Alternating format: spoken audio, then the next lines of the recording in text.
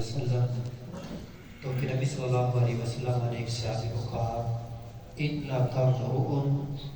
بے شک تم ایسے آدمی ہو، فی کا جاہلیہ، تمہارے اندر جاہلیت والا ایک کام باقی ہے۔ وقول اللہ عز و جل ان اللہ، بے شک اللہ،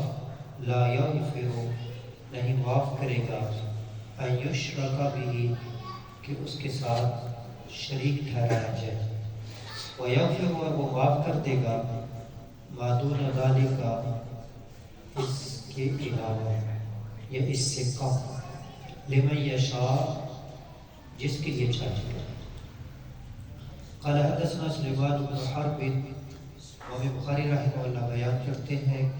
کہ ہمیں بیان کیا سلیمان بن حرب نے، قال حدثنا شعبہ، تو وہ کہتے ہیں ہمیں بیان کیا شعبہ نے، عن واصل الاحدب، وہ واصل الاحدب سے روایت کرتے ہیں، عن المعروف، وہ معروف سے روایت کرتے ہیں، قال لقیت ابا ذر، کہتے ہیں ملا ابو ذر رضی اللہ عنہ کو بالربضہ، یہ ایک جگہ کا نام ہے ربضہ مقام پر، وعلیہ ان کے اوپر حلۃ، ایک سوٹ تھا، حلہ عام طور پر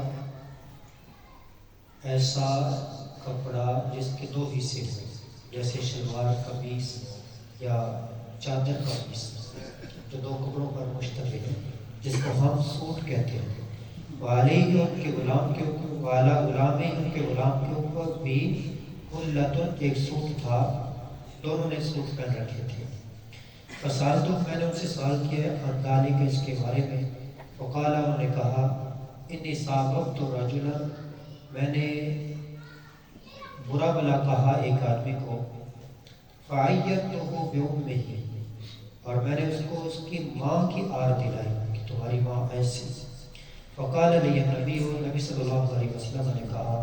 یا ابا ذر، اے ابو ذر، اعیرتہ بأمہ، کیا تو نے اس کو اس کی ماں کے ساتھ آر دلائی؟ انک امرؤ، بے شک تم ایسے آدمی ہو، فی کا جاہلیہ، تمہارے اندر جاہلیت والا ایک کام موجود ہے۔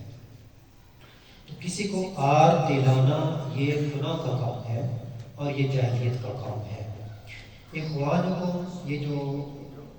تمہارے بھائی ہیں، خابالکم، تمہارے خادم بنے ہوئے ہیں، غلام بنے ہوئے ہیں، جعلہم اللہ، اللہ نے ان کو بنا دیا ہے، تحت ایدیکم، تمہارے ہاتھوں کے نیچے، فقط کان اخوہ، تو جس کا بھائی، تحت ید، اس کے ہاتھ کے تحت ہو، یعنی غلام ہو، فلیطعمہ، اس کو کھلائے، مما یاکل، جس سے وہ کھاتا ہے، ولیلبسہ، اور اس کو پہنائے،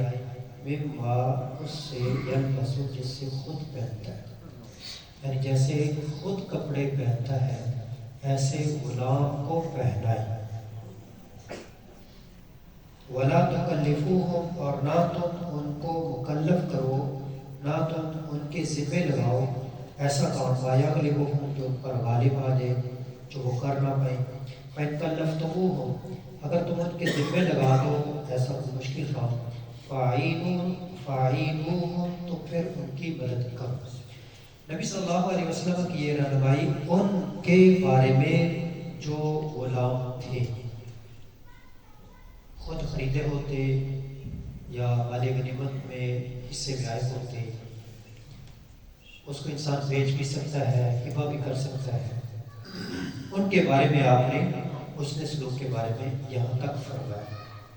کہ جو خود کھاؤ ان کو کھلاؤ، جو خود پہنو ان کو پہناؤ، ان کی طاقت سے مشکل کام ان کو نہ کہو۔ آج کل بعض لوگوں نے جو ملازم رکھے ہوتے ہیں یا گھروں میں کام کرنے کے لیے خواتین رکھی ہوتی ہیں، ان کو اتنے مشکل کام کہہ دیتے ہیں، ملازموں کو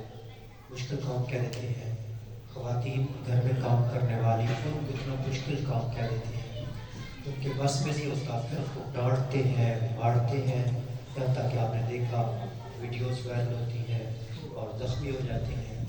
یہ تو آزاد لوگ ہیں۔ نبی صلی اللہ علیہ وسلم کی رہنمائی غلاموں کے متعلق جو پیسوں سے خریدے ہوئے ہوتے تھے، ان کے متعلق آپ صلی اللہ علیہ وسلم یہ فرما رہے ہیں کہ ان کے ساتھ ضربے والا معاملہ کرو، اور ان کو ان کی طاقت سے زیادہ کام نہ کہو، جو خود کھاؤ ان کو کھلاؤ۔ اور ہمارے گھروں میں جو کام کرنے والیاں ہوتی ہیں، ہم اچھا کھانا کھاتے ہیں، جو خراب ہو جائے وہ ان کو دے دیتے ہیں، جو تم کھا لینا، تو ایسا بالکل درست نہیں۔ اور اس میں خاص طور پر یہ حدیث بیان ہوئی کہ جو گناہ ہے تو یہ جاہلیت والا کام ہوتا ہے، اور اگر کوئی گناہ کر لے تو اس کو اس کی وجہ سے کافر نہیں کہہ دینا چاہیے سوائے شرک سے، کیونکہ شرک کو اللہ معاف نہیں کرے گا۔ اللہ کریم سے دعا ہے کہ اللہ کریم ہمیں شرک سے بھی محفوظ فرمائے اور بقیہ گناہوں سے بھی محفوظ فرمائے۔ وما علیہ الا البلاغ۔